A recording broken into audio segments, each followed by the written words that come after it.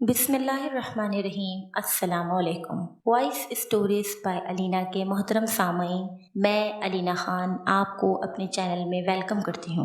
आप सबसे गुजारिश है कि चैनल को लाइक और सब्सक्राइब कर लें और घंटी के बटन को दबा लें ताकि हर नई आने वाली वीडियो आपको फ़ौरन मिल सके। तुम लोग जो मर्ज़ी कहो, मैं तो अपने 10 झूले पूरे करके ही उतरूँगी। शोख व चंचल सी हिजाब अपनी छोटी बहनों तहरीम और सानिया पर रोब डालते हुए झूला दरख्तों के झुंड तक ले गई। हिजाब साहिबा, जरा आसमान से नीचे तो आओ। सानिया ने मुट्ठियां कसकर कमर पर रख ली और जो ही हिजाब का झूला नीचे आया, सानिया ने झूले की तख्ती उलट दी। हिजाब मुंह के बल जमीन पर गिरी। या अल्लाह! दर्द भरी चीख हिजाब के मुंह से निकली। थोड़ी देर में अम्मा बेलना हाथ में लेकर नमूदार हुई। जो ही अम्मा के हाथ में बेलना देखा, तीनों घर की तरफ भागी। हिजाब जो जमीन पर पड़ी कराह रही थी, भागने में दोनों बहनों से आगे थी। तीनों अपने कमरे में आ गईं और फिर झगड़ा शुरू कर दिया। माँ के कदमों की आहट सुनी तो कमरे में सुकूत तारी हो गया। तीनों को इस तरह खामोश देखकर माँ का गुस्सा हवा हो गया। वो उनके साथ बैठ गई। तुम तीनों का इस तरह घर से बाहर झूले लेना तुम्हारे बाबा को पसंद नहीं है। सबाहत मजीद कुछ और कहना चाहती थी कि हिजाब झट से बोली, अम्मा, मोहल्ले की दूसरी लड़कियां भी तो झूले लेती हैं। सबाहत ने खफगी से हिजाब की तरफ देखा। समझदार बनो, तुम तीनों अब छोटी बच्चियां नहीं हो, बड़ी हो गई हो। इस उम्र में लड़कियां इस तरह ज्यादा देर घर से बाहर नहीं रहती। हिजाब की उम्र 23 बरस, सानिया 18 और तहरीम 16 की थी। माँ की नज़र तहरीम पर पड़ी जो मुस्कुरा रही थी। तुम किस बात पर मुस्कुरा रही हो? जो बातें मैं हिजाब को समझा रही हूँ वो तुम तीनों के लिए हैं। आइंदा मैं तुम लोगों को जामुन के दरख्त के पास ना देखूं। पढ़ाई पर ध्यान दो और जब फरागत मिले घर के कामों में मेरा हाथ बटाया करो। माँ के जाने के बाद हिजाब मुंह लटका के बैठ गई। काश हमारे सहन में भी कोई बड़ा दरख्त होता। छोड़ो हिजाब, तुम तो संजीदा हो गई। हम कभी कभी चुपके से झूले ले लिया करेंगे। उधर कोई नहीं होता और कितना सन्नाटा होता है। माँ ऐसे ही वहम करती है। तहरीम की बात पर सानिया भी झट से बोली, अगर हमें कोई नामहरम नजर आया तो हम फौरन घर आ जाया करेंगे। हिजाब बड़ी बाजी बनकर बोली, अपनी अपनी राय देना बंद करो। जो अम्मा ने कहा है उसे समझने की कोशिश करो। मेरी चटोरी बेटियां कहाँ हैं? एहसानुल हक दोनों हाथों में शॉपर उठाए घर के अंदर दाखिल हुए। तीनों अपने दुपट्टे दुरुस्त करते हुए अब्बा के पास पहुंच गईं। ये लो दही बड़े और अमरतियाँ। एहसानुल हक ने शॉपर सबाहत बेगम को दिए। सबाहत ने खुशी से चहकती हुई बेटियों की तरफ देखा। मीठे की तो ये दीवानियां हैं। आप हर रोज कोई ना कोई मीठी चीज लाते हैं तो भी इनका दिल नहीं भरता। नेक बख्त खुदा इन्हीं के नसीब का तो देता है। बस मेरी बेटियां यूं ही मुस्कुराती रहें, उन पर गम की परछाई भी ना पड़े। एहसानुल हक ठंडी आह भरते हुए सोफे पर बैठ गए। आप फ्रेश हो जाएं, मैं खाना लगाती हूँ। सबाहत मेज का कपड़ा दुरुस्त करने लगी। बहुत थकावट हो गई है माशाल्लाह। आज भी अपने जनरल स्टोर पर बहुत रश है। एक मुलाजिम के लिए संभालना बहुत मुश्किल काम है। सोचता हूँ एक मुलाजिम और रख लूँ। एहसानुल हक ये कहते हुए बिस्तर पर दराज हो गए। सबाहत एहसानुल हक के करीब बैठकर उनके पांव दबाने लगी। आप इस कदर थक जाते हैं, परवाह ना करें, एक मुलाजिम और रख लें। जान है तो जहान है। हिजाब खाना गर्म करके ले आई। रात के 9 बज रहे थे। सबने मिलकर खाना खाया। खाने के दौरान एहसानुल हक बेटियों से उनकी पढ़ाई के मुताल्लिक बातें करते रहे। सबाहत अनपढ़ थी, इसलिए एहसानुल हक पढ़ाई के मामले में बेटियों पर खास तवज्जो देते थे। अगली सुबह हिजाब यूनिवर्सिटी चली गई। तहरीम और सानिया कॉलेज चली गई। एहसानुल हक के दुकान जाने के बाद सबाहत बेगम घर पर अकेली थी। वो घर के कामों में मसरूफ थी, लेकिन उनका जहन कुछ और ही सोच रहा था। इसकी परेशानी की वजह वो वाकयात थे जो पिछले 1 हफ्ते से हिजाब के साथ हो रहे थे और उसने माँ को सुनाए थे। 4 दिन पहले जब हिजाब अपनी बहनों के साथ झूले ले रही थी तो उसे किसी के कराहने की आवाज़ आई। उसने झूला रोक दिया और आवाज़ की सिमत का तयन करने लगी। वो आवाज़ खजूर के दरख्त से आ रही थी जो जामुन के दरख्त से थोड़े फासले पर था। वो दरख्त बहुत कदीम था। उसका खजूरों से भरा झुंड जैसे आसमान को छूता था। बहनों के मना करने के बावजूद वो आवाज़ के पीछे चल पड़ी।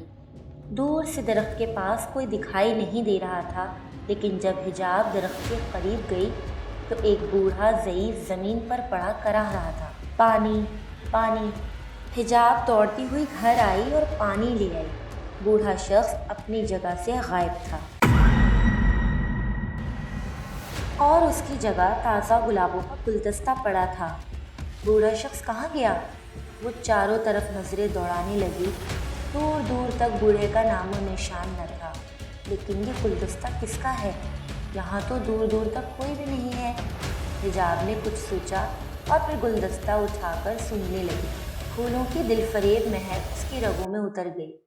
حجاب کے کمرے سے گلاس ٹوٹنے کی آواز نے صباحت کو اس پراسرار خیال سے چونکا دیا۔ وہ ڈھیلے ڈھیلے قدموں سے حجاب کے کمرے کی طرف جانے لگی۔ شاید بلی کمرے میں چلی گئی ہے۔ پھر اچانک دروازوں کے کھلنے بند ہونے اور چیزوں کے گھسیٹنے کی آوازوں نے اس کا دل دہلا دیا۔ اس کے قدم منجمد ہو گئے۔ اس نے عقبی دروازے کی طرف دیکھا جو بند تھا، مگر مسلسل ایسی آوازیں آ رہی تھیں جیسے کوئی برقی سرحد سے کچھ ڈھونڈنے کی کوشش کر رہا ہو۔ اس احساس نے اس کا خوف مزید بڑھا دیا تھا کہ اس نے کسی انسان کو اندر آتے نہیں دیکھا، تو پھر یہ آوازیں کیسی ہیں؟ اس نے ایک لمبا سانس کھینچا اور آہستہ آہستہ چلتی ہوئی اس کمرے کی طرف بڑھنے لگی۔ جو ہی وہ کمرے کے نزدیک پہنچی، یکلخت سکوت چھا گیا۔ صباحت نے کمرے کا دروازہ کھولا۔ سنسناہٹ کے جھٹکے سے وہ چکرا کر رہ گئی۔ کمرے کی ہر چیز اپنی جگہ پر سیٹ تھی۔ وہ کپڑوں کی الماری کی طرف بڑھی کیونکہ اس نے الماری کے کھلنے اور بند ہونے کی آواز سنی، جیسے کوئی الماری کی چیزیں الٹ پلٹ کر رہا ہو۔ اس نے الماری کھولی تو سارے کپڑے اپنی جگہ تہہ در تہہ موجود تھے۔ باقی چیزیں بھی سیٹ تھیں۔ گلاس بھی اپنی جگہ موجود تھا۔ شیشے کی کوئی چیز نہیں ٹوٹی تھی۔ صباحت دوڑتے ہوئے باہر جانے لگی تو تازہ گلابوں کی خوشبو نے اس کے قدم روک دیے۔ اس نے میز کی طرف دیکھا جہاں پر جار میں بالکل ویسا ہی گلدستہ لگا ہوا تھا جیسا حجاب کچھ روز پہلے باہر سے لائی تھی، اور صباحت نے وہ گلدستہ باہر پھینک دیا تھا۔ صباحت تیزی سے کمرے سے باہر نکل گئی اور دروازہ بند کر کے لمبے لمبے سانس لینے لگی۔ اس کی آنکھیں بند تھیں کہ کسی نے اس کے شانے پر ہاتھ رکھا۔ صباحت چیخ اٹھی۔ سامنے آمنہ بیگم مبہوت نظروں سے صباحت کو دیکھ رہی تھی۔ خیریت ہے صباحت؟ مجھے دیکھ کر ڈر کیوں گئی ہو؟ کچھ نہیں بس۔ صباحت نے اپنا پسینہ پونچھا اور آمنہ کے ساتھ باہر آنگن میں بیٹھ گئی۔ آمنہ ان کی پڑوسن تھی۔ گنتی کے 2-3 گھر تھے محلے میں، باقی دور دور تک ویران زمین تھی۔ تم سناؤ، گھر میں سب ٹھیک ہے؟ صباحت بات تو آمنہ سے کر رہی تھی مگر دھیان کمرے کی طرف تھا۔ تم اندر کمرے میں کیا دیکھ رہی ہو؟ کچھ گڑبڑ ہے؟ آمنہ نے تشویش بھرے لہجے میں کہا۔ ایک خوف سا دل میں پھن پھیلائے بیٹھا ہے۔ پچھلے چند دنوں سے گھر میں عجیب و غریب واقعات ہو رہے ہیں۔ ابھی کچھ دیر پہلے حجاب کے کمرے سے چیزوں کے الٹ پلٹ ہونے کی آوازیں آ رہی تھیں۔ میں نے اندر جا کر دیکھا تو ہر چیز اپنی جگہ پر موجود تھی۔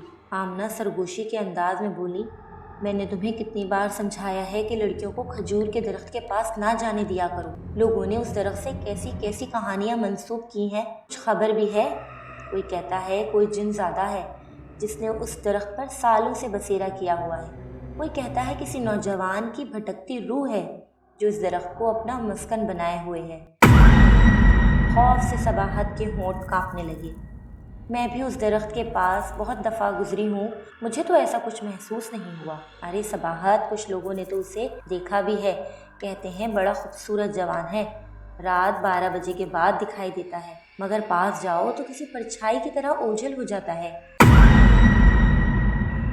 تو تم نے دیکھا ہے کبھی؟